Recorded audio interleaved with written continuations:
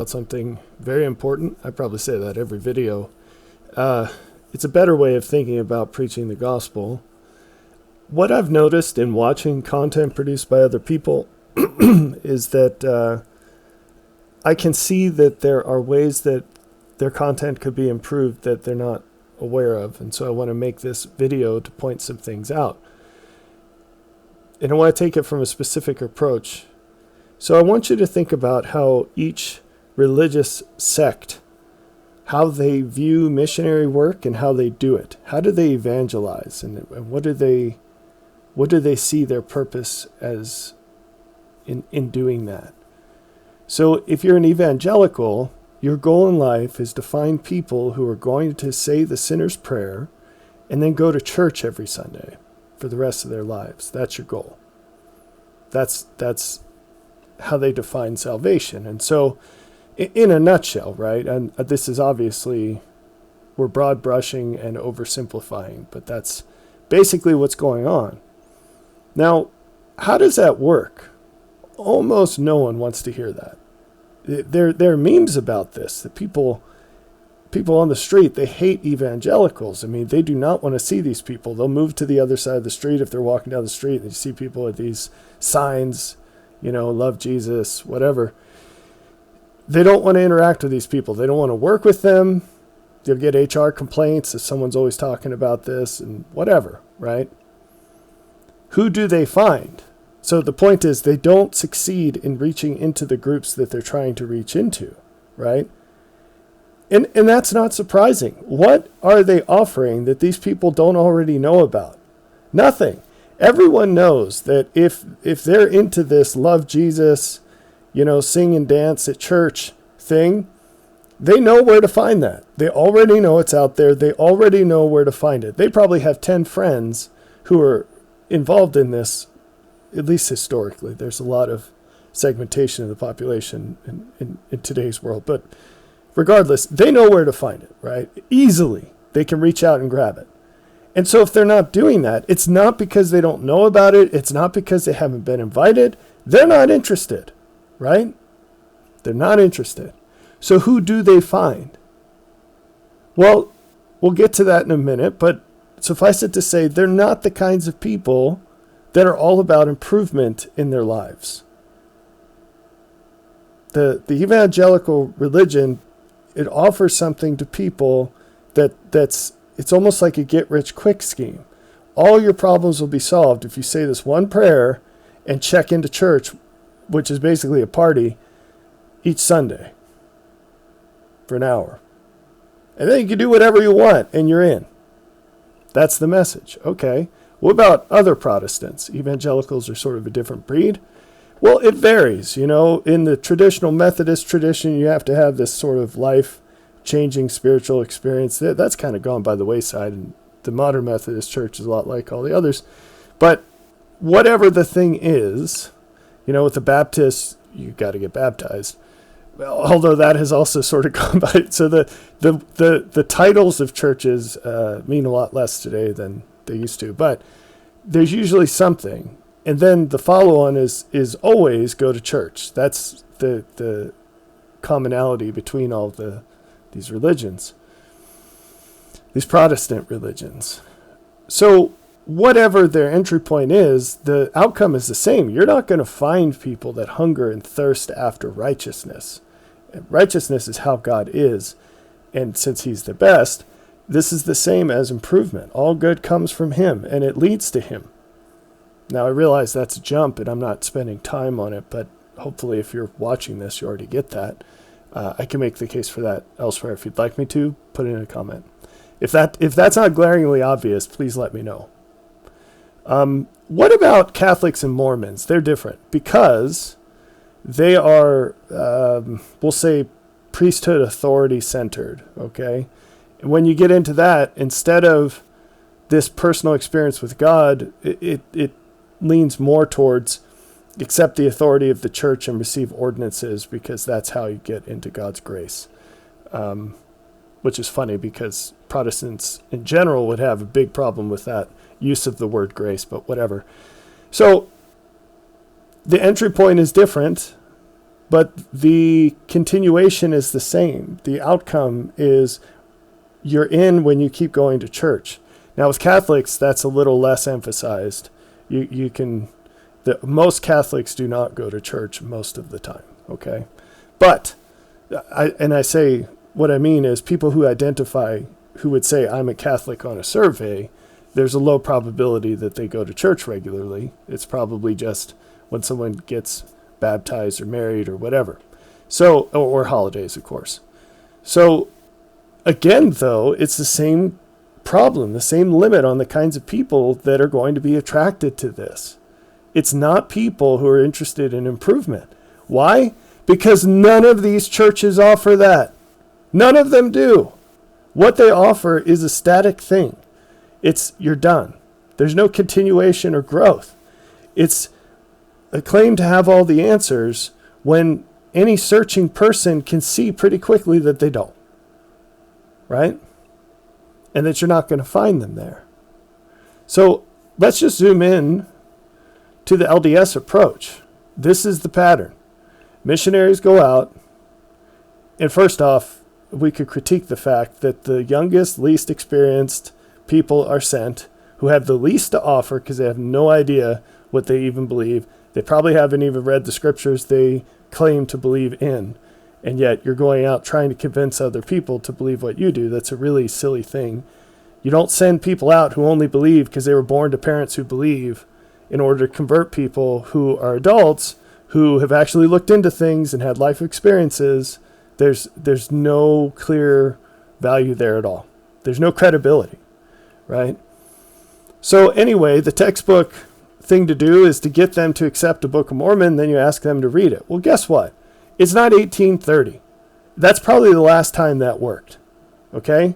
Now, there are exceptions. I'm one of them. I spent a time in the LDS church, and I actually read the book, right? I read the verses I was given, and I prayed about them. Having served in LDS mission for 2 years, I know that no one does that. Only one person, as far as I can remember, ever did that. And I talked to something like 20,000 people, and I baptized dozens.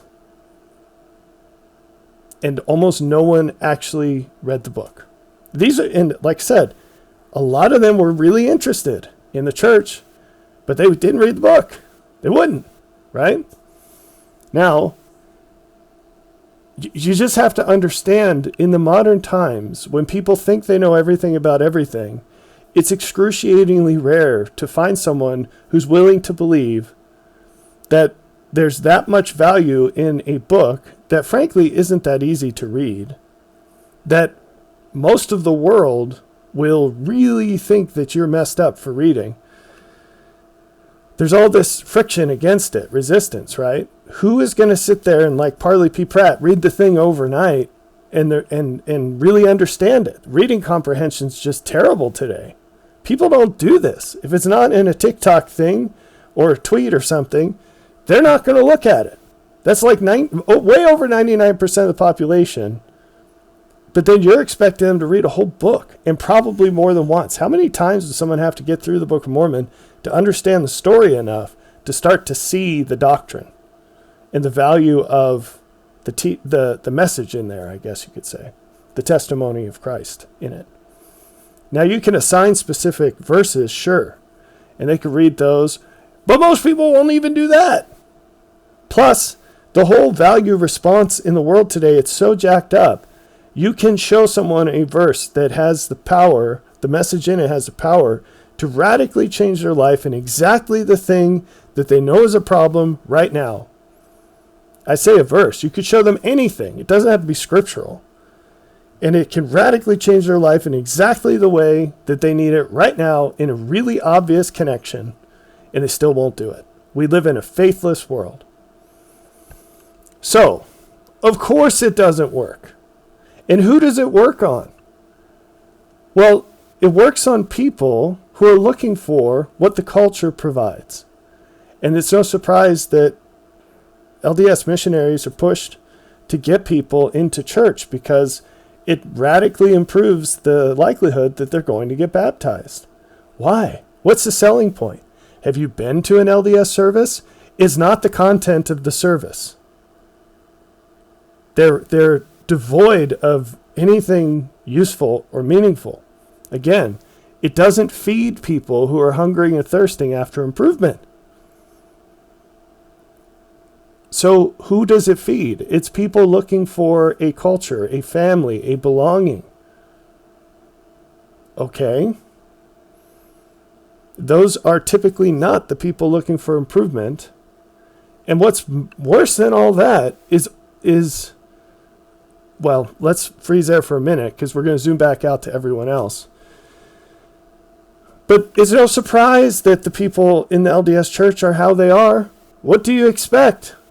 You know, if you use rat bait, you're going to get rats. That's as simple as it is.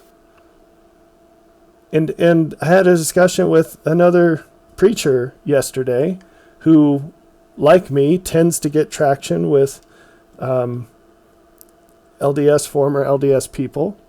That's probably the best way to put it. And he said, keep fighting the good faith because people are leaving the LDS church and they're just becoming atheists. And I say, well, what do you expect? What do you expect? It's a church full of spiritual zombies. Very few people believe hardly any of what they profess to believe in the LDS church.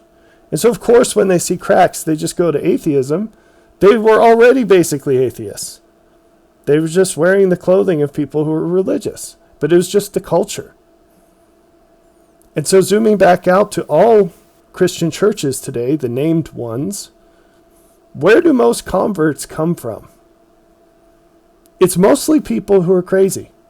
They have serious problems in their life that they're not looking for solutions to. They just want them to go away. They don't want to improve. They just want to be in less pain. They don't want to be better. They just want to need less things. Do you see what I'm saying with that? Now, some tiny, tiny fraction amongst all these people, they see the light in the material and look past the darkness in the vehicle. The vehicle's the church. They see the value in the scriptures, and there are some residual ideas that have been retained through the years of decay, because all Christian churches are decaying rapidly. But those are the absolute minority, and typically they don't last very long because either, and this is unfortunate, most of them will turn into the crazy people, the cultural converts. Those are overlapping circles. They're not the same. Most of them will turn into cultural converts. And the ones that don't get kicked out. Those are your two possibilities. Or they leave. I guess there are three. So they convert to cultural converts, they get kicked out, or they leave and become atheists. Most converts in all churches come from parents who are converts, or grandparents or great-grandparents. They're almost all children. And that was sufficient for decades past. But in the modern world, it's insufficient because the complexity of the world is continuing to increase. The problems, the number and intensity of problems is increasing. And it's insufficient. And you all see this just as well as I do, this part, that the youth in churches today, they are not finding value in what they're given. You see, their parents are thoroughly, what's the best word for this? I guess ritualized in the culture that they won't allow themselves to see problems. But the youth come in and they see those problems. And so the world has changed. They haven't noticed that their religion has decayed. The world has changed and become more difficult. They're clinging to things that don't work today. And it's obvious that they don't work today, but they don't have to worry about it. So let me just give you a really practical example. If the principles in your faith do not produce temporal success, but they did 50 years ago, well, the grandpas and grandmas, they're still okay because they're retired and they got all their money. And they're doing great. Their children aren't doing so well, but they're all right. And they're all right enough that they don't pay attention. They refuse to see how much worse off they are at their age than their parents were. But their kids, the grandkids, it's really dang obvious that they're not going anywhere in life, because I'm 30 and I'm still living in my mom's basement, right? And so they think, well, I need a new religion. Now, that's not exactly what they think. But what I'm saying is they're not all in on the religion because they don't have a reason to be. It has nothing to offer them. And so they become less intense, less plugged in, and there's an allure to all these other ideas that wouldn't get traction with the parents and grandparents per se. Definitely not the grandparents, but, to a lesser degree with the parents. And all of a sudden they start filling their lives with this garbage. And no surprise, they think it has more to offer them because that's where all their peers are going. Anyway, churches today are dying, and they are. They can't get converts as quickly as people are leaving. They're all shrinking. Why? Because their religions are insufficient for the problems of the modern world.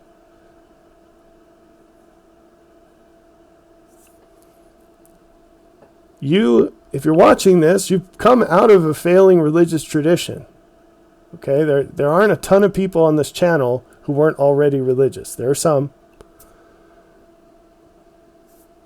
But you're still using the failed tactics for missionary work that came out of that tradition. That's not going to work. If I had to sum it up, I'd say what your efforts are doing is you're offering a sheer cliff to people, and very, very, very few people are going to climb that. I have a friend, he's a real deal mountain climber. He could climb a sheer cliff. And no surprise he has, right? I've got another friend who's a professional pilot. If he needed to, he could fly up to a cliff. And obviously there's runways and stuff involved. Well, I got another friend who's a helicopter pilot. Isn't this funny? God, I've talked about his sense of humor. One piece of it, and it's not so much humor, I think it's hilarious, but a thing must be what it is. Truth is what cannot be hidden forever. It's what will eventually be revealed. And God, in his wisdom, he's given parallels. He sprinkled them all over the place so that truth leaves clues. And you see these clues in people. A bunch of the apostles were fishermen. And then that gave Jesus the opportunity to say, follow me and I'll make you fishers of men. That was all preordained. It was all sorted out so that that's where those people would end up. Okay? Now, I'm not making an argument for predestination. I'm saying God puts people in places knowing full well what they're going to do, and it's all according to his plan. His agency's preserved, but also he knows what's going to happen. But anyway, so I've got a pilot, a plane pilot, a helicopter pilot, and a cliff climber. These are not good examples of the general population. Most people cannot fly and cannot scale cliffs. And they're not interested in learning how to do it. Even if they were given a path to become a professional pilot, like those two pilots would tell me, one of them has, that very, very, very, very, very few young people are getting into this because they're not interested in the rigorous training and the whatever. They see it as too hard, it's undesirable. They don't understand the huge benefits that being a pilot is one of the very few jobs that pay enough today to raise a family on. There aren't that many. But there's not this flood into that small set of jobs. Why? Because people aren't interested. They see the cost is higher than the benefit.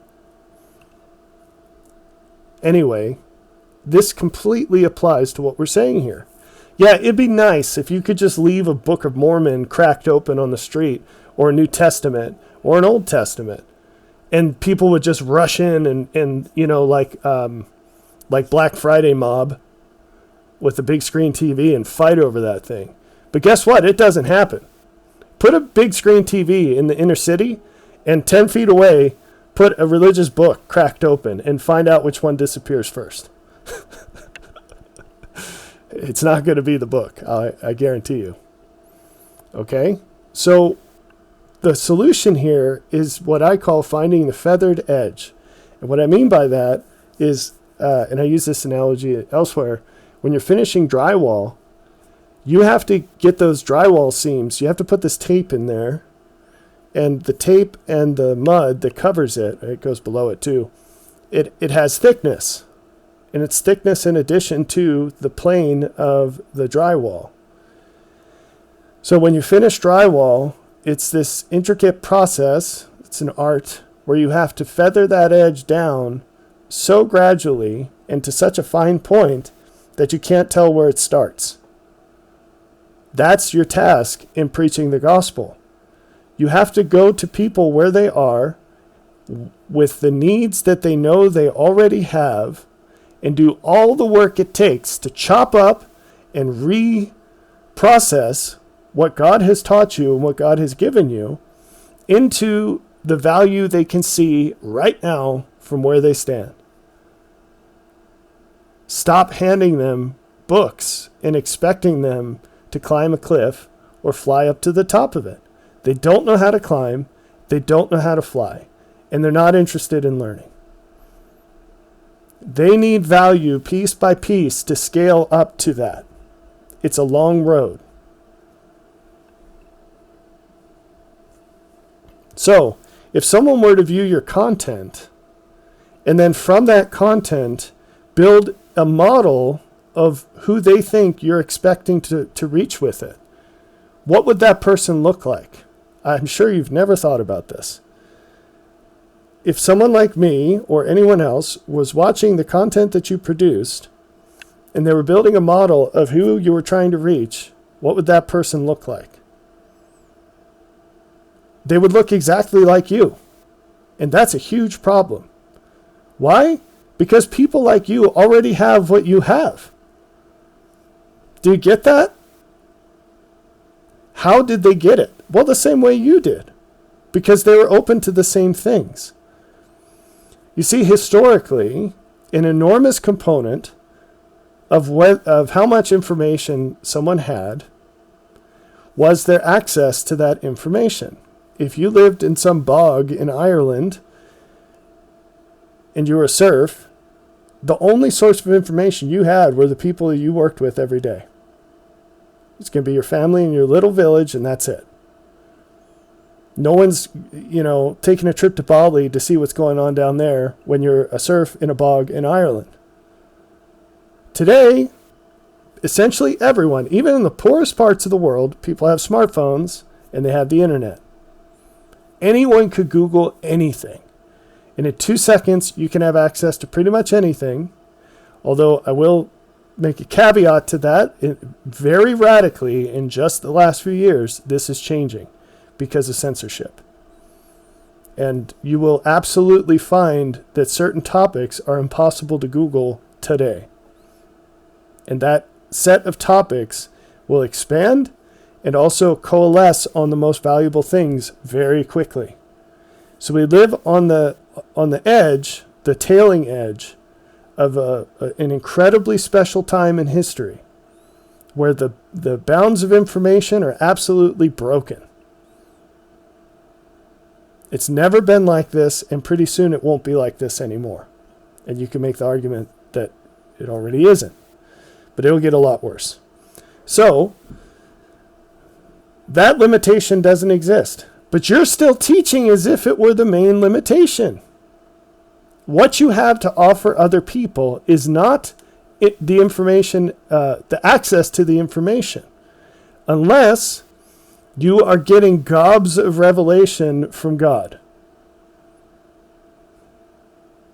Do you see that? People who get gobs of revelation from God, they are the informational sources that don't already exist in the world.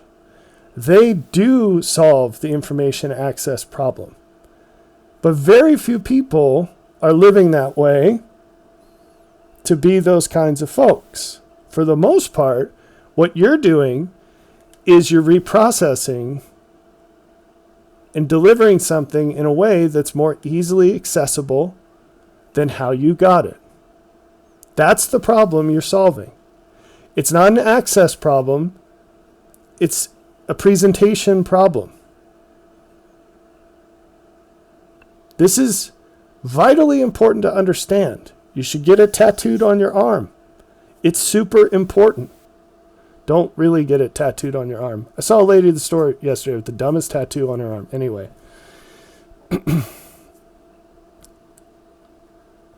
If people found what I'm saying interesting enough to put it into practice in the way that I'm saying it, they could just find it here. If all you're doing is rehashing that, you're not offering any value. Now, if you're presenting it better, if you're chopping it down, and we'll get into details here, if you're presenting it differently, then there's the possibility that you're adding value.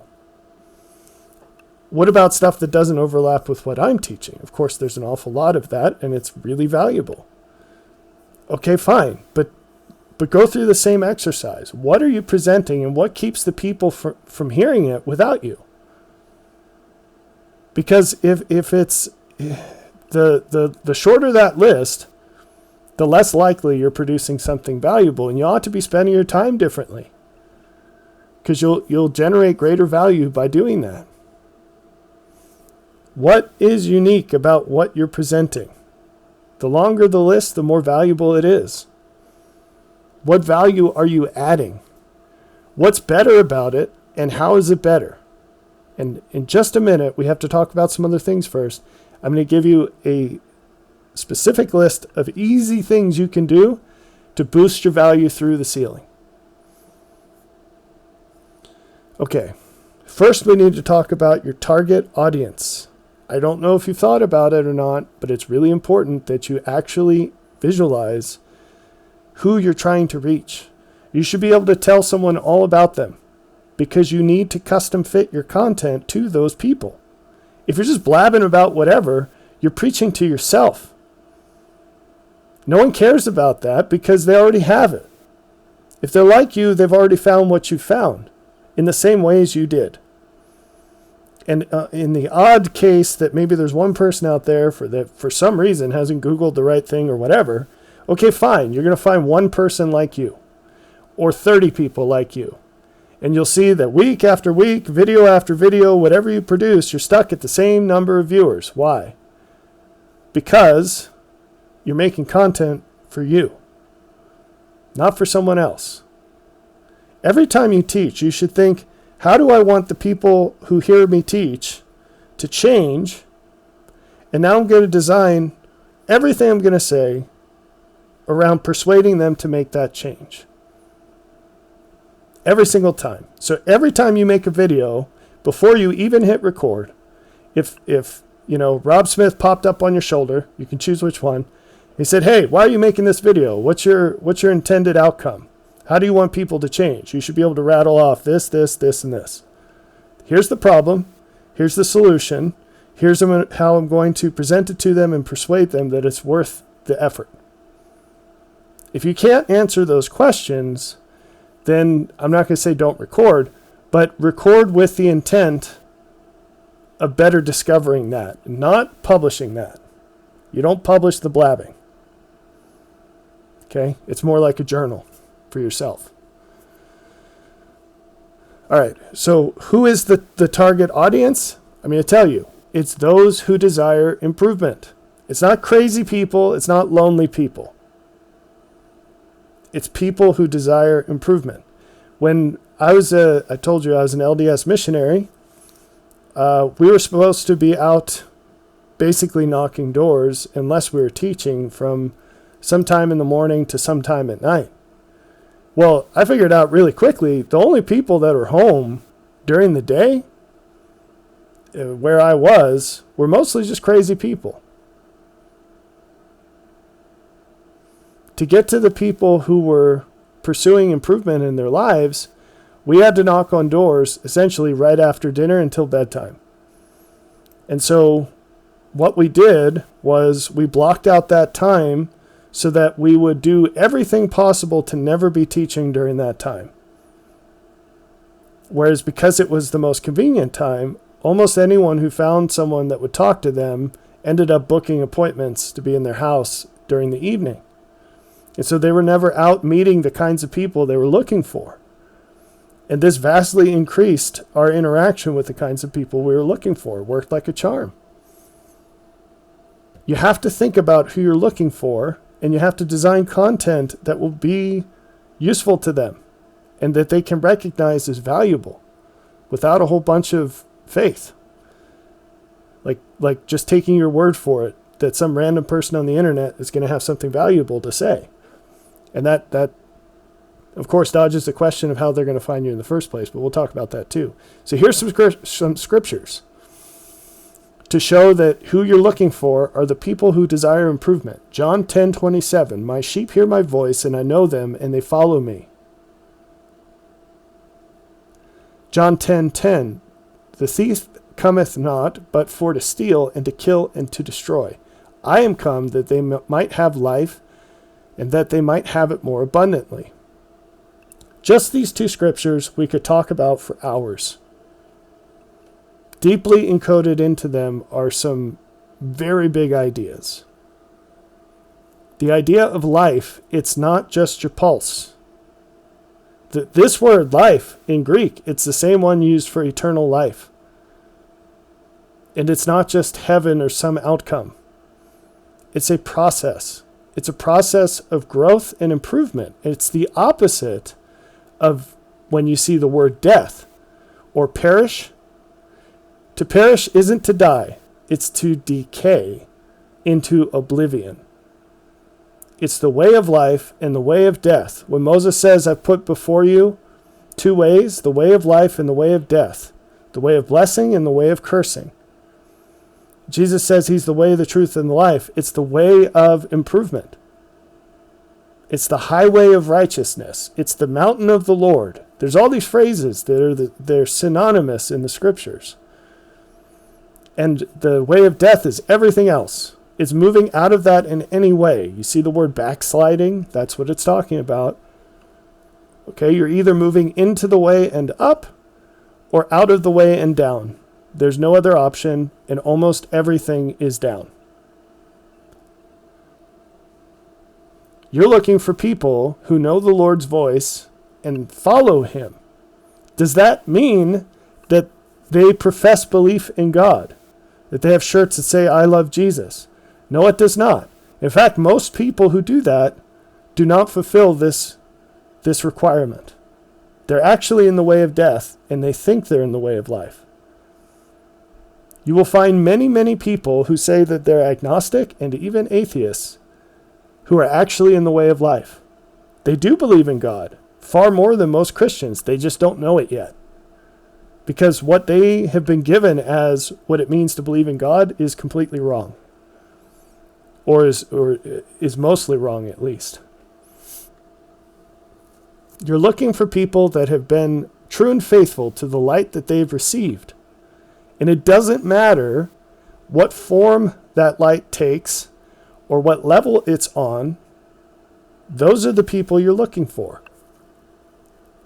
Did you know that some of the most impactful scientists in history were hardcore Christians? Why is that?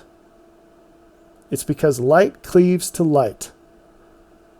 Goodness begets goodness.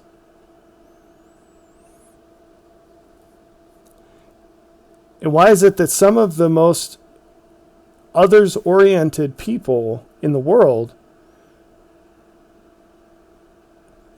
they strongly oppose efforts to evangelize them into overt Christianity? It's because they already have more light than the people trying to evangelize them. They're holding out for something better, something that surpasses what they already have. Anyway, I don't want to get too deep on that, but you're looking for people who are looking to improve. And all of those people will already be doing things in their life that show that they're interested in that. So look at, for example, if you look at Peter, and when the Lord told him to follow him, Peter fell down and he said, Lord, I'm a sinful man. And it's a touching vision to think about that, to visualize that. Was Peter some chump hanging out in his mom's basement?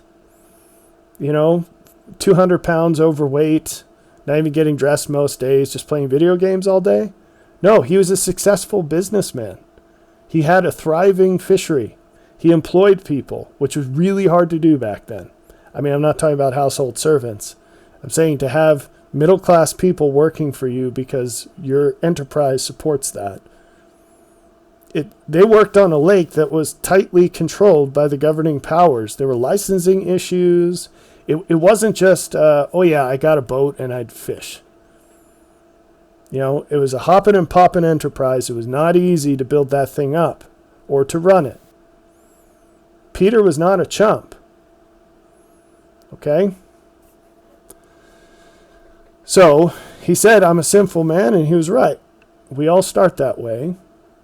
But he was acutely aware of his flaws in ways that the people who supposed they were righteous, who were running the church back then, the synagogues, didn't see for the most part.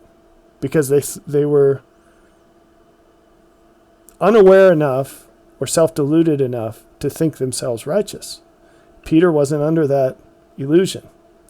Now, why wasn't Peter a hardcore zealot in the existing religion? It was insufficient for him. He knew that. He knew it was bogus. So he didn't go for it.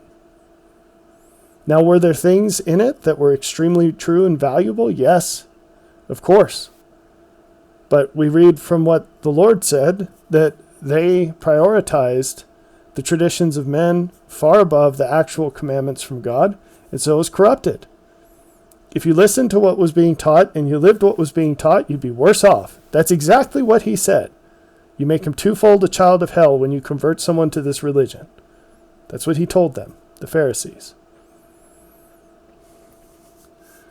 So you're looking for people who are doing what they can with what they have to make the best of it. That's exactly what Peter and Andrew and John were doing. That's even what Levi, Matthew, what he was doing. He was a tax collector. And if you lived at that time and you believed the things that were evident, that was a really nice job to have. You got paid incredibly well. All right. Now, there was some downside to it, of course, but the point is, Jesus didn't call chumps. He called people who were already living the light that they had in their lives.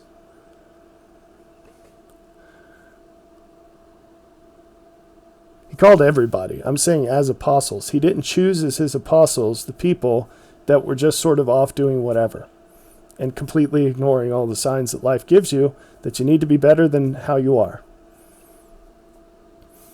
Okay, so what is the most important change you can make to be more effective in attracting those who will hear and follow the Lord's voice? We got to get this out of the way before we get to the practical changes you can make to your content. The number one change you can make is to submit unconditionally to God. I'm telling you, you can fool all kinds of people in this world. And every megachurch is an example, a proof of this. And most regular churches too. You can fool anyone, almost anyone in the world, into thinking that what you have to say is valuable just by saying the right things. But you won't fool the few people who you're actually looking for. You will never, ever attract them. This is good dating advice too. You will never, ever attract them by being something, pretending to be someone other than who you really are. You have to be who you really are. And if you're a piece of garbage, don't pretend to preach the gospel. You have to actually live what you say you believe. Until you get there, you've got better things to do than try to convert someone to live a gospel that you don't live. I'm not saying this flippantly. There is nothing in your life more important than aligning yourself to God completely, at all times and in all places, and how you see him to be right now. This sincerely what you think he would do in your place, that's what you need to be doing every day, all day. Until you get there, nothing else matters. Now, you can make an argument if you are responsible to a family or whoever, you have those responsibilities and God wants you to handle that.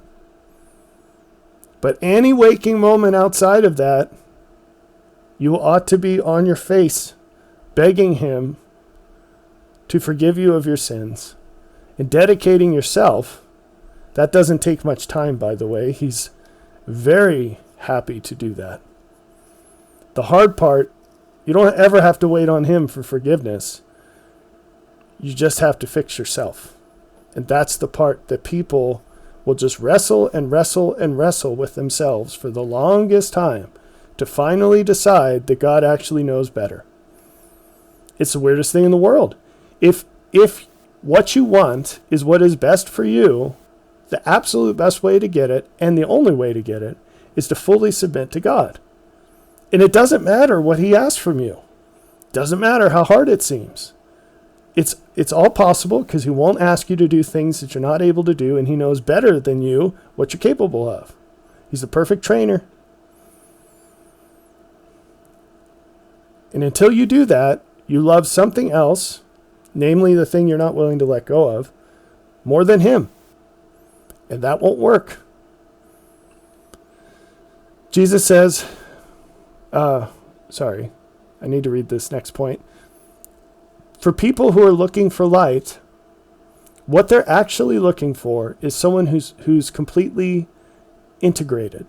Now, the world overuses this word authentic, thanks to clowns who have last names that rhyme with clown. But a clown, not plural. But there is definitely something of incredible worth to true integrity, to truly being sincere, to truly living according to what you believe. And when you do that, a light will light in you that can be seen by other people. Now, I've met people who say, and I don't have any reason to disbelieve, that they can see that light. I myself have experienced it and do experience it in people. It's so obvious to me. It may as well be a light lighting above their head, but that's not how it manifests to me. But it doesn't matter what they recognize or not. They will be attracted to people like a magnet who are like this. They won't understand it. They might not even notice it. They'll just say, I really like that person. They're different.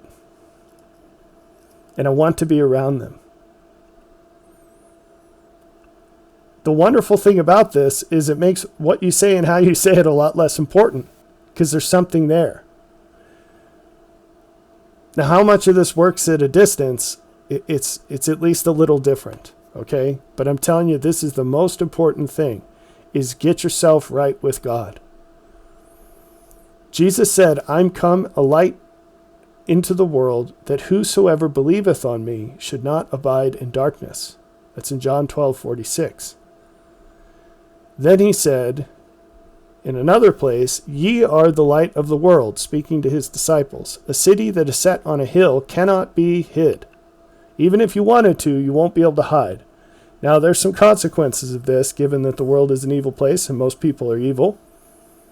But the positive consequence is that people who love the light will draw near to you. You can't separate these things. You can't hide it. And those who believe in what you do and say, they will not abide in the darkness. They will get brighter.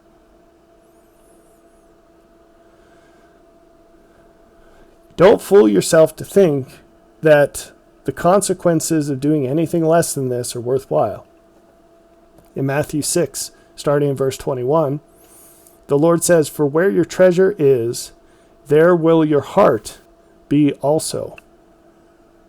Now, how could you put this into plain English? Maybe something like, whatever you value the most is what you will desire the most.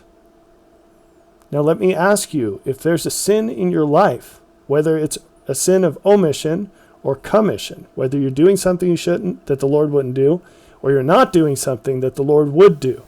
Like you're afraid to talk to your spouse about some things that you really need to talk about, or you're afraid of standing up for something or someone at work, or whatever. And Jesus would do those things in your place. Whatever you value the most, you will desire the most. And this is why John, in one of his letters, he says, it's not grievous to keep the commandments if we love the Lord. If you see obedience to God in any specific way, in anything he could tell you to do or not do, if you see that as grievous, you don't love him. You love something else more, namely whatever's keeping you from getting there. You know you need to lose some weight or to gain some weight. There are people who are too skinny. And you just can't let go of not eating enough or eating too much. Well, you love that more than Jesus. If you love Jesus the most, you would fall down before him in all things. You should look up the phrase unconditional surrender. It's a military phrase, and that's what we need with God.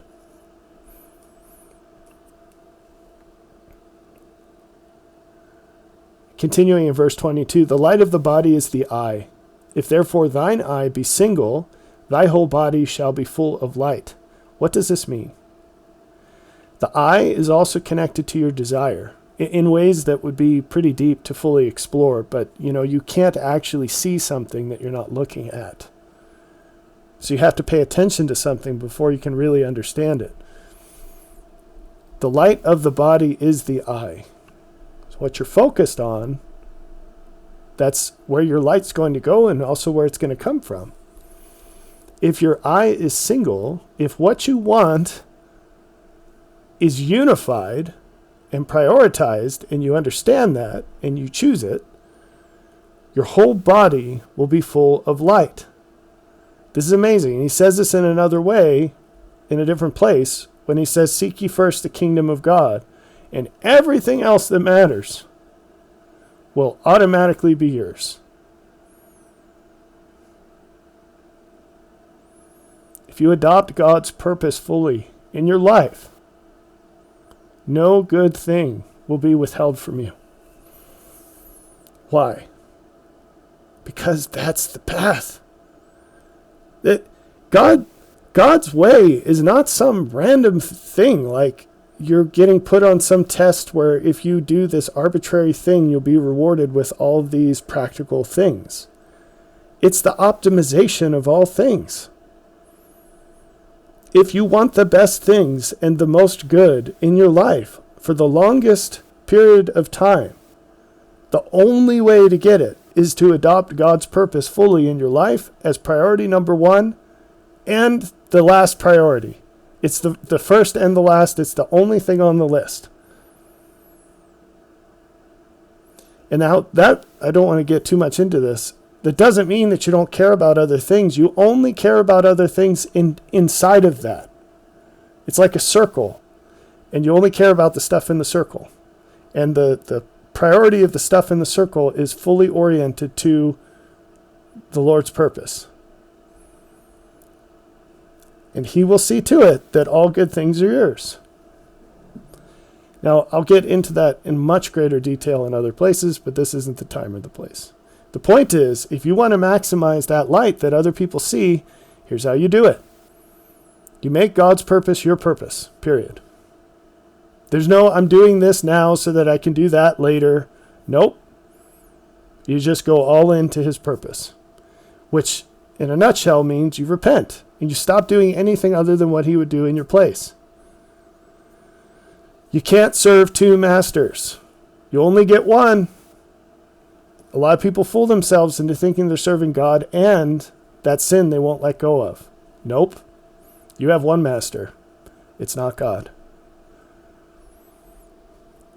If you're not in the way of light, you're in the way of darkness. And people who already are living in the way of light will not listen to you if you're walking in darkness. They can see it from a mile away. It's just as obvious as the people with light to them. Okay? So this is the number one thing you can change to make yourself more effective. All right. Now, what are the practical ways once you get that out of the way? Well, here's one tip. Realize that religious beliefs in general are going to be repulsive to them. It's going to be something from which they recoil immediately. One thing I've noticed about people who are interested in making content is they don't necessarily realize how offensive what they say is to others. Now, go ahead and have your laugh that you're hearing me say that of all people, okay? I'm not trying to reach those people. This isn't an example of do as I say and not as I do. When you optimize to a certain set of truths, there are consequences that come with that.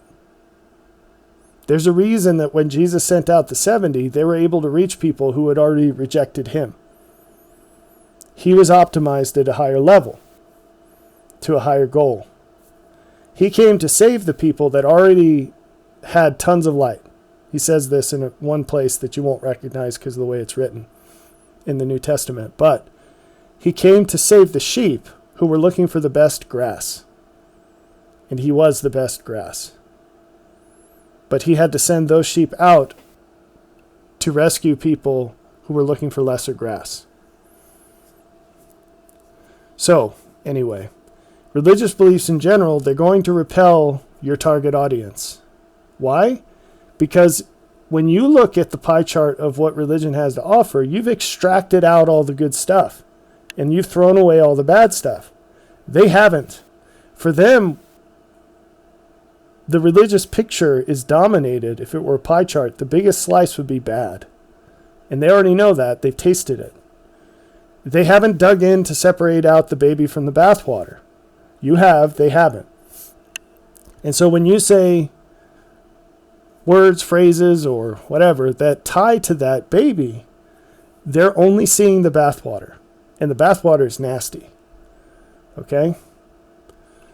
And so that's why that will turn them away. Now, people like Jordan B. Peterson have developed an art form of talking about religious things while avoiding all the tripwires.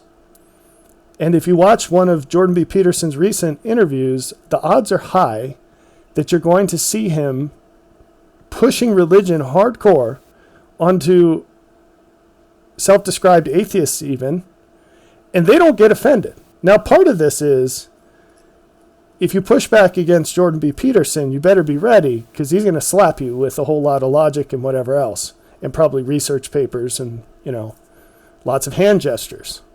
But a big part of it is that he doesn't present it in the ways that normal religious people would. And so it doesn't trip the wires. He's presenting it from a position that's much closer to their own than he is an overtly religious position.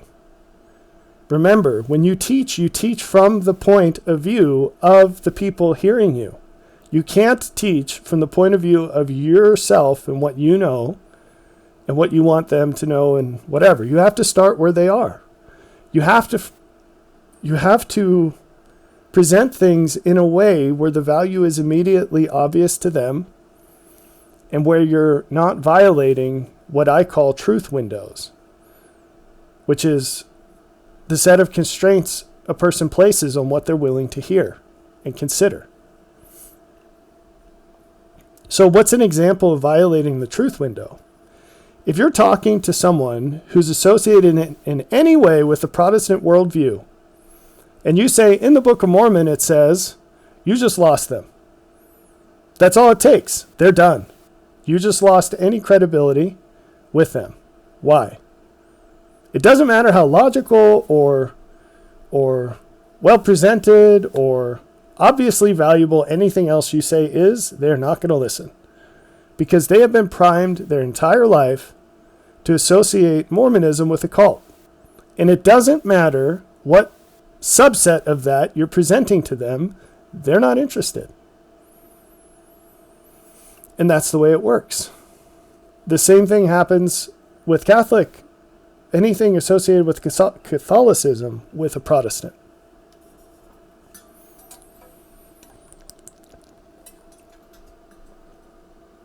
These are absolutely not the only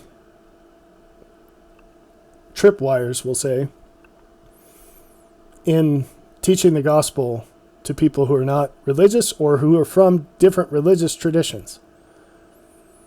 The good news is that in general, agnostics and atheists are more willing to consider scriptures that differ from their own interpretation of things than religious people, which is shocking but true. So just be aware of the background of the kinds of people who you want to listen to you and respect the boundaries that they set in their truth windows. Now, I say respect, but if you choose not to, that's fine. I'm just saying they will absolutely not listen to you. And so how does this work in practice? If I were to make a video where I wanted to reach people who are not from a Mormon background, such as this video, I would not use scriptures that are from the Book of Mormon. And you'll notice there aren't any in this presentation. I presented 2 from John that address ideas that could be found in the Book of Mormon and that are phrased well there as well. But if you have a choice, you can choose to use the evidence that the people you're teaching to will hopefully receive. Now, I'm not under the illusion that there are tons of people that aren't from an LDS background watching my channel. I just did this for the sake of argument here. I hope that there are. I hope there will be increasing numbers of them. But they're not going to get here unless you do what you can do. They're not going to get here from things that I can do because I'm already doing them. All right. So think about and explicitly enumerate the kind of person you're trying to reach. Think about what they're searching for and go make content that fits what they want and is presented in a way they're willing to receive. Again, little Rob Smith pops up on your shoulder. He's going to ask you, who's your target audience? What are they looking for? How are they looking for it? And what limits do they have and how they're willing to receive it? And how is your content fitting that? To the degree you haven't thought about this and you don't have good answers for it, your content is not going to do the good that it could do. You're leaving people behind, essentially. Now, I want to give you an example of this. Here I've listed properties in the general population. Probabilities for certain properties in the general population. And quick math review, if you want to know the probability of a set of things happening all at once, you have to multiply those probabilities together. So let's just go through a few of them. These, by the way, these are probabilities that are required to be satisfied for the content you're currently making for the most part. 1, what lies outside the person, the hearer is willing to listen to what lies outside of their experience. We'll be generous and say that's about 20% of people are open-minded, right? Then you've got people who are willing to tolerate content that can't be effectively broken down further without losing the joint meaning. This is something that's prevalent in my own content. It's very difficult to convey the same depth and breadth of ideas while breaking it down any further. There's a reason my videos are not 4 minutes long, right? So the probability of a person being willing to tolerate that, it's probably 5%. It's pretty rare. If you're cranking out 2-hour videos, the odds that anyone's going to sit through those is really low. It's really low. Then you've got the content presented in a rough way. And what do I mean by a rough way? You know, cheesy slideshows instead of videos with nice animations and stock footage or whatever. Most people just aren't willing to deal with low sound quality, whatever. And I even saw a critique on a Jordan Peterson video the other day where the audio, there was a lag when they switched the mic from Jordan's mic to his guest's mic. And so you could hear an echo. It's the slightest thing. And there were a few comments just lighting up. The audio person for this presentation should have been fired. People just will not tolerate it. Now, his content, it generates millions of dollars in revenue. There's a certain expectation of quality, whatever, versus some random preacher on the internet. But still, I get it that what I'm creating is pretty guerrilla level production. Okay, fine. Who's willing to watch stuff that's crude like this? Probably 10%. Now, here's a big one. Who's willing to tolerate content that has to be presented extemporaneously, on the fly? So I hardly ever read from a script. Why is that? There are a lot of reasons, but, and I don't count slideshows as reading from a script, but I do have videos where I'm just talking on the fly. I don't have any slides. I don't have a script. There are things that can only be produced that way. If your content isn't among those things, you should not be producing content this way. Because all it is laziness. And you're reducing the quality of what you're producing, which is reducing the size of the audience who will receive it.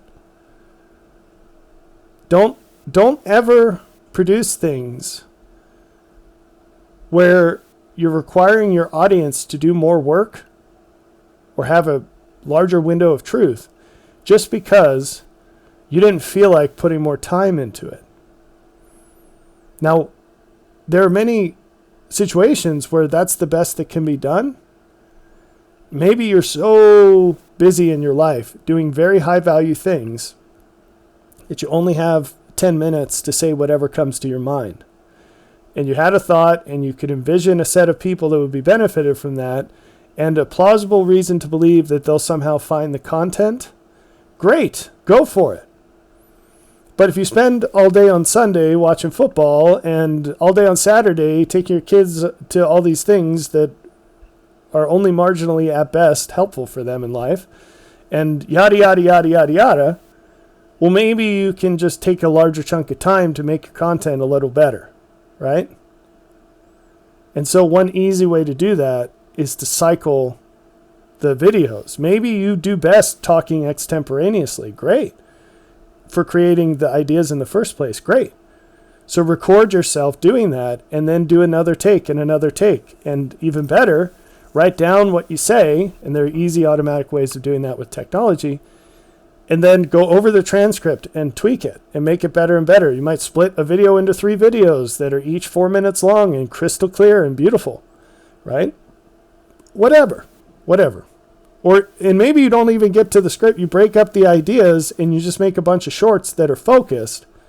And now your content's 100 times better. It'll get 100 times more views than the first. I'm just going to hit record and blab about whatever comes to my mind for 30 minutes, right?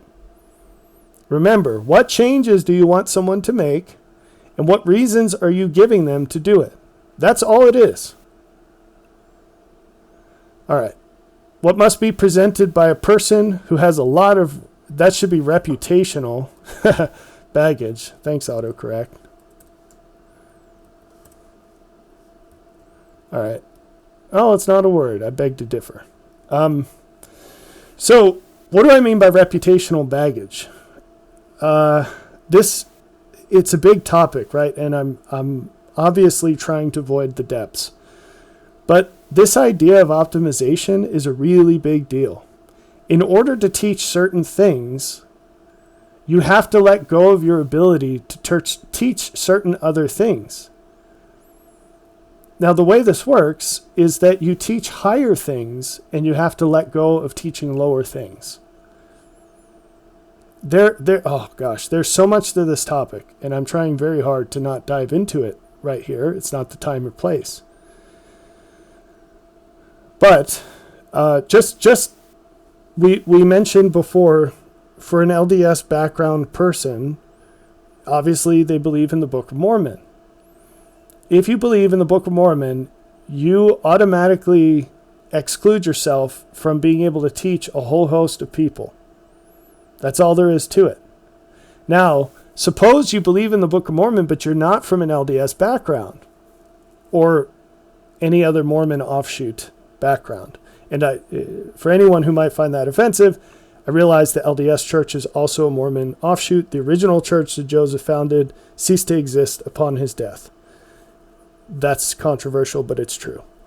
So, suppose you grew up a Baptist or a Catholic, and you independently got yourself a copy of the Book of Mormon, and you read it, and you find immense value in it. You were never LDS, you were never AUB, you were never any of these things. You're quote unquote just a Christian. You have more credibility in the eyes of these people. You can reach some people that someone from an LDS background cannot reach. Just like I wasn't born a Mormon, I became aware of the Book of Mormon when I was 18. And so I have a certain deal of credibility that someone who's born into the LDS church, say, does not have with people who are not LDS. Right? So, reputational baggage. And I kind of touched on this, but sometimes your reputational baggage will actually open certain doors, but it closes a whole lot of doors. So what percent of people are open-minded enough that they're willing to listen to somebody who, for example, an LDS person who's willing to listen to someone who's not LDS, or maybe who was LDS and isn't anymore? Well, it's 20%. It's probably lower in that specific case. But in general, people will listen to folks with baggage, reputational baggage. Maybe 20% of people will do that. So what's the aggregate probability of these qualities? It's something like 3 in 10,000. That's really small, in case you didn't know.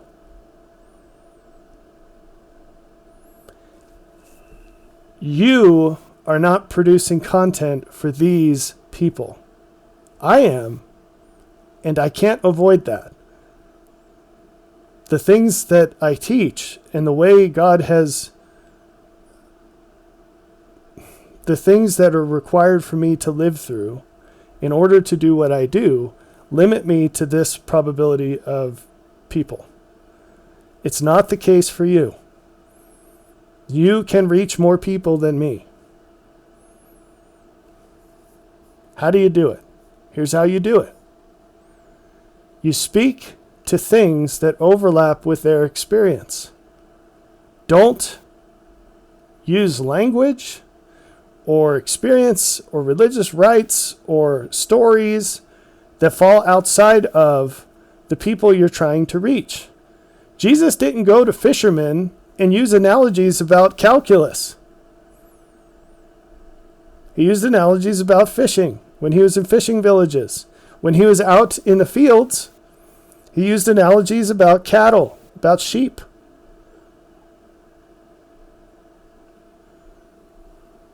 Use what they already see value in. Don't invoke things that cross their boundaries of truth. Oh gosh, I butchered that. Don't invoke things that will create an automatic rejection in them. Keep the rejections focused to the arguments you're making, not how you're making them. If they choose to reject what you're inviting them to do, that's one thing.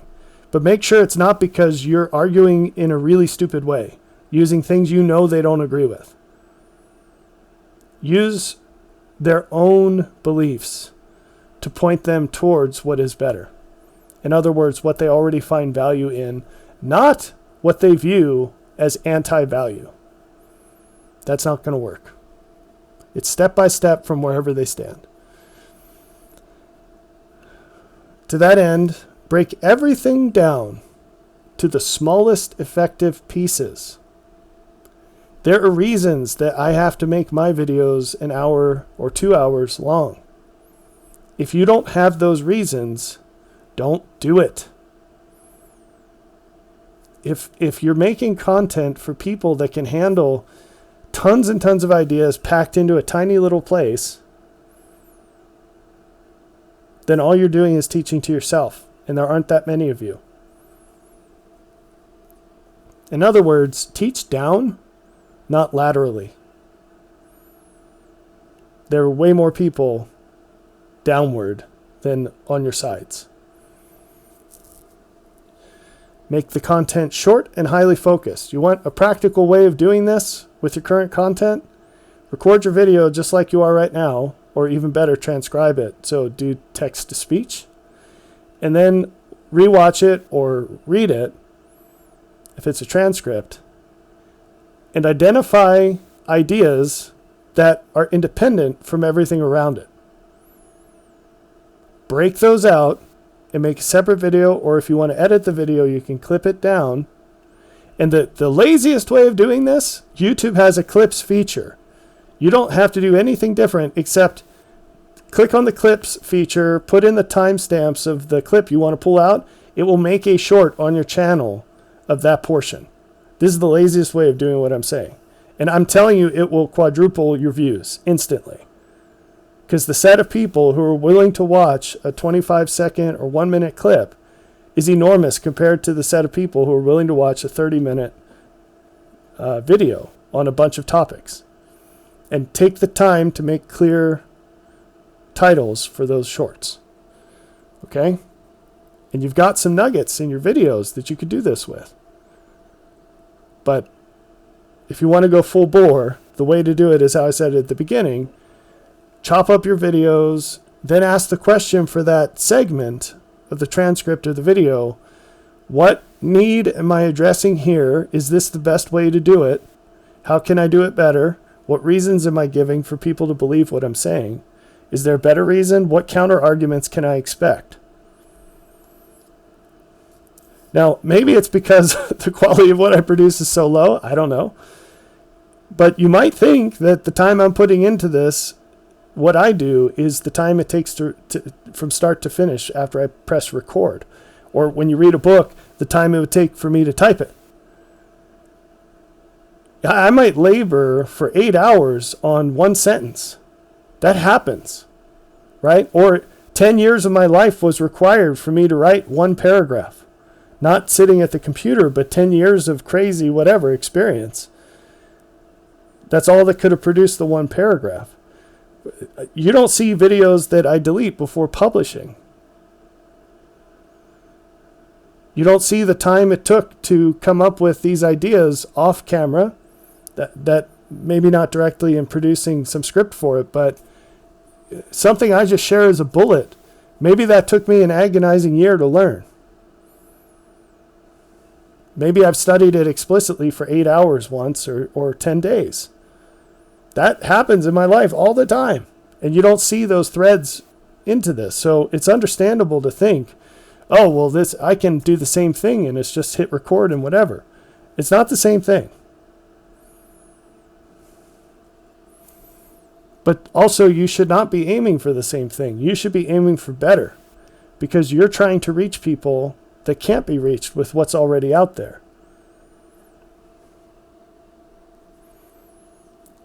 All right. There are a lot of people out there who just won't watch content that's not high quality. So if you want to reach more people, you could think about ways that you could produce at a higher quality. I don't just mean the content now. I'm saying how it looks and sounds. So if you have a nice place where you can record and it looks professional, the quality of the video, your background, the sound, that all helps. That will all help you reach more people. Now, it takes a lot more input. Like, you need a dedicated space. You need a decent camera, although most cell phones are good enough these days. You need a decent microphone. Those aren't that expensive these days. Like, the whole influencer wave has made the technology quite affordable. I think the hardest thing is the space and the lighting, right? That's why it needs to be dedicated. You can't, my videos are plenty to demonstrate the fact that you can't just use a bedroom and turn on the light and expect it to look decent, right? And use your laptop camera. All right. Now to edit videos, if you want to start editing and you can take out the ums and ahs and reshoot different parts, it's going to take 10 times longer than just recording and publishing whatever you record. So that's something to keep in mind. And again, a shortcut to all this, to getting pretty close to that with way less work, is using shorts. By the way, you can clip other people's videos and put them on your channel. You can do that with YouTube. I don't think anyone's done that with my stuff, but it can be done. It ought to be done. If you want to help other people out, maybe you're thinking, well, I'm not going to record myself teaching stuff because whatever reasons. I'm too good looking and I don't want to make them feel bad about who they married or whatever your case may be. I'm just kidding. It's probably something like you don't think you have anything worth saying, or why should anyone listen to you, or whatever. And I'd probably disagree with a whole lot of that. But can you make clips? Can you post clips? That's something that's very easy to do, right? I've told people, a couple of people, that I'm shocked that no one has sat down with Through Faith. I think that's a good book this could be done with. You could do it with Repentance as well, but Through Faith, and just taken a little chunk of text and made a little video talking about what you think about it, or how to implement it in your life, or what changes have happened in your life from doing so. There are other books that arguably would be better to do this with. I mean, just doing that with the Bible, just reading a one verse out of the Bible, and then saying what you think about it and how it could be applied in life.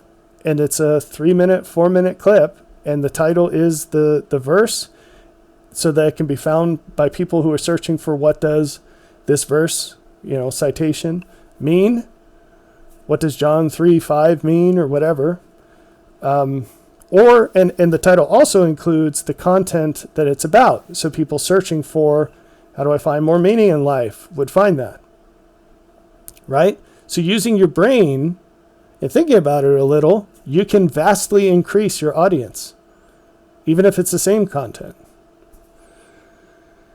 Just presenting it in smaller chunks.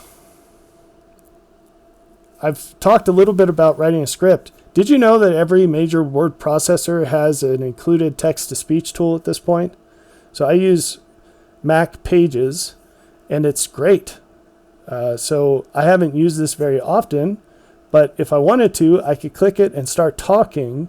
And I've probably done this for 2 videos, and maybe some more where I ended up actually reserving what I was writing for a book instead of making it into a video. And I always have to make that decision. Priority goes to books for me. So you don't have to actually type very much. You could just talk and then edit that, and that becomes your script.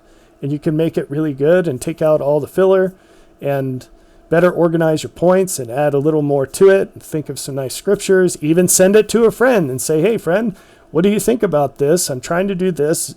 Am I leaving a good scripture out? You see? And all of a sudden, it's 10 times better than it would be. How do you avoid all of these pair with the bullets in the last slide? That might not be obvious. How do you avoid reputational damage when it can be avoided? I'm going to tell you, the more like Jesus you become, the more people will treat you like they treated Jesus. That is as true for bad people as it is for good people, and that should blow your mind a little bit, and I'm not going to delve into that at the moment. But let's focus on those baddies. The fact is that the world is evil, and the better you become, the more the world will turn against you. Okay? However, in all likelihood, there aren't that many things you've done in life to warrant being treated like Jesus. Yet. That's going to change, and hopefully the sooner the better. But until then, here's my suggestion for you. Always act as if everything you are doing or saying is going to be known by everyone. Because first off, it will be, because that time is coming. A time when everything will be made known, and all secrets will be revealed. But long before then, eventually, in this path, the path the Lord offers, everyone in the end times, everyone is going to face oppression. and persecution. And it's going to be bad. But until then, so now we have two until thens chained together. Until then, you need to strategically choose the hills you are going to die on. Now, literally speaking, you could only die on one hill. But figuratively speaking, there are multiple hills you die on, and each one will cause you to lose credibility with another segment of the population. This is very important to understand. So you need to be conscientious about that and strategize. So what do I mean by this? And again, you might think I'm the worst person in the world to be preaching this. First off, I'm sharing some things I learned the hard way. But second off, I agree with you in certain regards to that, but I won't waste the time to explore that. So, well, I will. I will waste the time. It's not a waste of time. I thought of an appropriate example here, okay? Years and years ago, the Lord taught me some things about polygamy. My position was essentially the same as the current anti-polygamists, except that I have never been in the Joseph Smith never practiced polygamy boat, but my view on polygamy was that it was always a bad idea. And then the Lord taught me some things, and he gave me some extremely compelling reasons to think differently than I did before. And so I did think differently than I did before. And sometime after that, I saw, because of my own change in perspective, I started to understand that there were things that there were sacred cows that people clung to that actually had very little to do with the sacred cow and whether, the merits or lack thereof of that particular tenant, and had much more to do with their own unwillingness to fully submit unconditionally to God. In other words, if you took the set of people who are Christian, the set of them who are willing to fully surrender to God is very, very small. It's very small. And outside of that set, there is a list of things that they absolutely would not do, even if God commanded them. Now, some of those things are things like Abraham being commanded to sacrifice his son, where they say, maybe there's an overt moral argument about this to be made or whatever. But and they will say things like this publicly, like the anti-polygamy people. But most of the things that they're not willing to align with God on, even if he told them to, are not hypothetical. They're not maybe one day. They're not what ifs. They already know them, and they refuse to align with him on that. Those are private sins in their lives. And their conscience is killing them over this, is raking them over the coals constantly because they're professing to be Christian. And so they're looking for something else that by proxy they can fight and win a battle against their own conscience. Because if there's something else out there that maybe God wouldn't command, then you can take it off the table and God would never ask us to do this, then they're justified in the thing that they're not willing to do. They can find a reason to justify it, if that makes sense. And so I had the bright idea, why don't I just ride boldly into the fray and confront people directly on the sacred cow of polygamy? Not to convince people to practice it, but to fight the fight of saying, look, this is not something that's abominable before God, open to close, and it's just never going to be something that anyone should do. And that was an enormous mistake on my part. That was not a hill to die on, because those people will never be persuaded of anything. They're already reprobate, in that the only thing that's going to teach them to draw closer to God and give up their sacred cows is the negative consequence of their rebellion. So essentially, this is where all the proverbs about a fool needing to be whipped come in. Until life whips them enough and they get sick of kicking against the pricks, they're not going to turn to God. And even then, most won't. And so my time would have been better spent avoiding people like that, not avoiding actively, but spending my time actively on people that aren't like that. But I was quite naive about just how evil people are. And I chose to battle on that hill, not knowing that it would radically reduce my a whole lot of things in my life as far as what reach I had in teaching people about Jesus. So, be conscientious about the hills that are worth dying on, because many of them are not worth dying on. They're more important things. I have a whole long list of things that I could teach about that are true and they're important, but they're less important than the things I do teach about. And in some cases, they'd be even more offensive than the things that I teach about. And the question is, well, what's the point? So I have notes on tons of things that I'll probably never get around to talking about, because what's the point?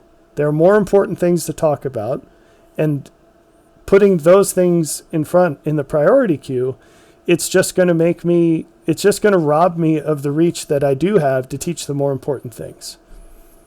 Does that make sense? So, and if you're thinking it's some crazy secret juicy stuff, it's not. It's like social issues, whatever. But like I said, it has way less impact than the things we are talking about. So you have to be intentional about that. And as you do these things that we've talked about on this slide, the probability of you getting many more viewers than you have is going to go through the roof. It's going to go through the roof. You have ideas that are worth hearing. You have things to say that need to be said. There are many people out there who have to hear what you have to say. They have to hear what you have to say, and you will face these people in the resurrection. And you will know, like I know now, you will know that you were given the opportunity to reach these people. And if you do what it takes to do it, you will be filled with joy. And if you don't, you will be filled with regret forever. Now, that's pretty negative. So now we'll give you something positive. Here's a good example. There's a gentleman out there. His name's Mark. He's known online as Latter-day Lamanite. What's he doing that is a great example? Well, he's making a series of videos on the LDS Church, I guess, reading guide for Sunday school. And so he's following those chapters and the order, and he's making his own videos as if he were teaching very brief classes on this. So it's kind of like Sunday school at home or whatever. But they're overtly targeted to LDS people. He's making the videos short and focused. He's taking the time to write a script.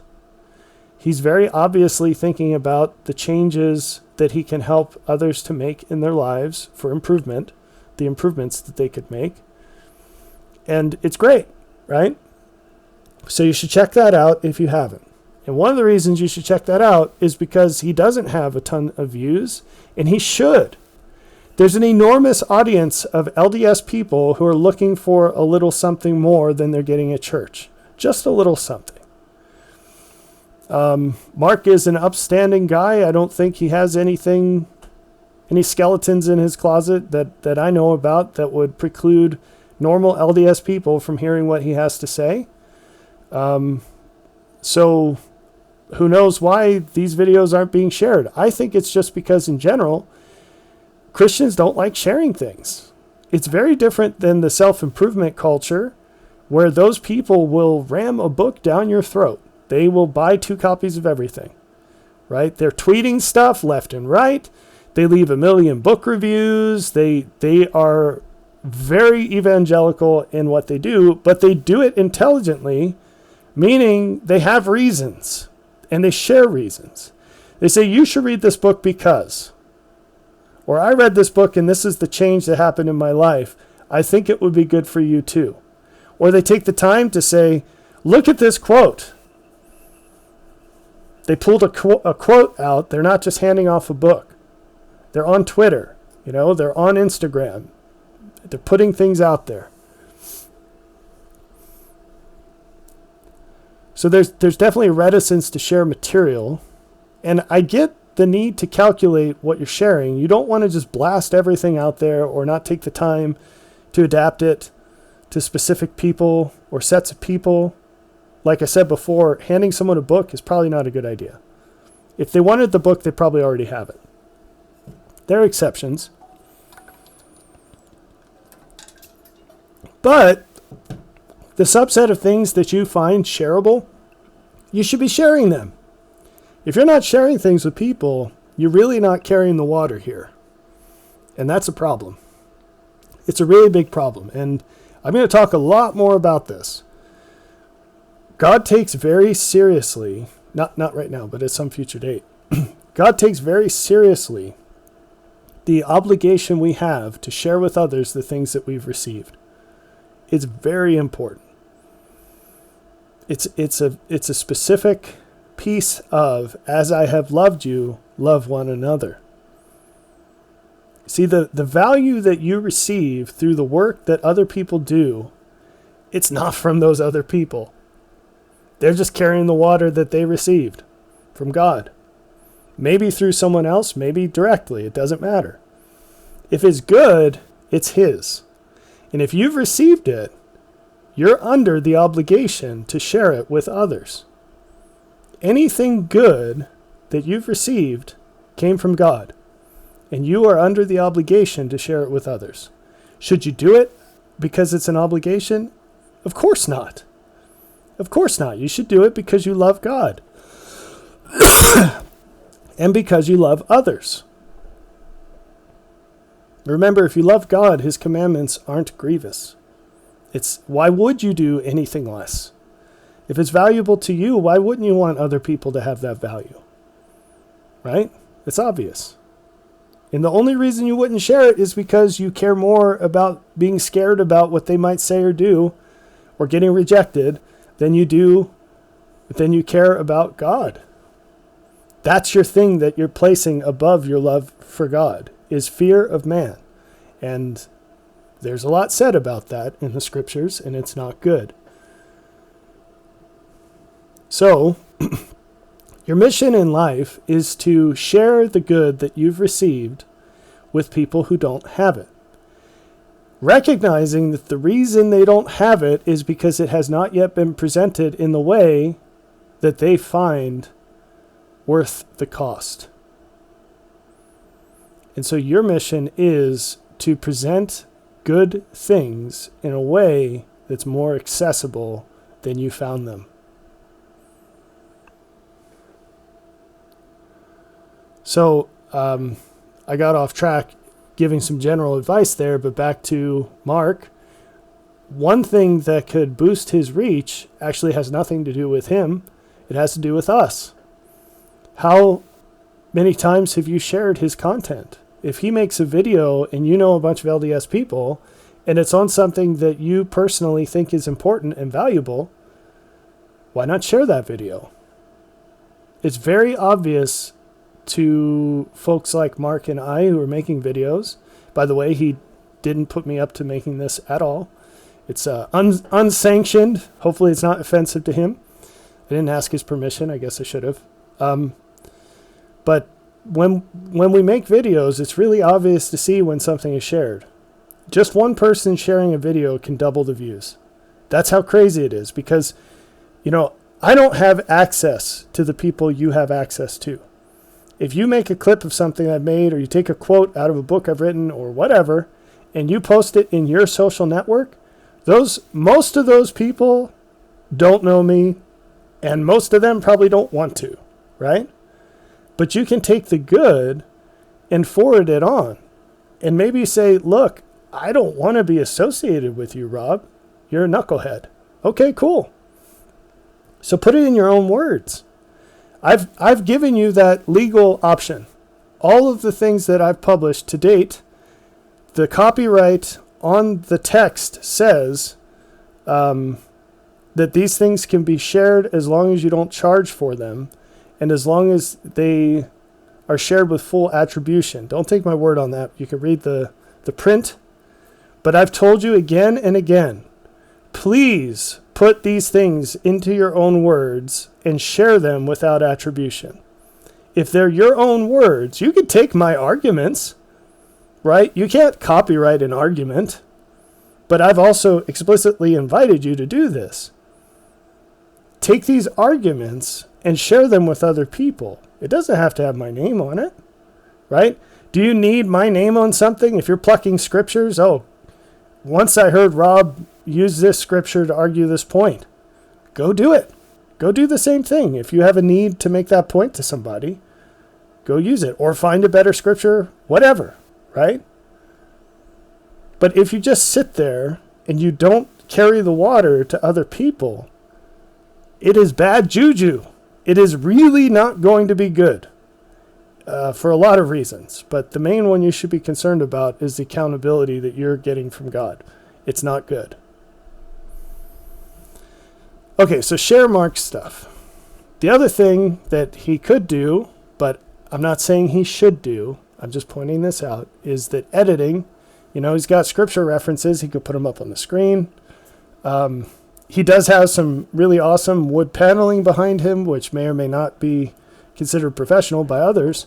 And look, again, I'm not critiquing him. I have vitamins and supplements behind me that I'm not getting sponsored for. That's just because I'm using this room, and that's part of my routine, and I'm not willing to change it. I don't think that it's like the disciples eating the grain or not washing their hands.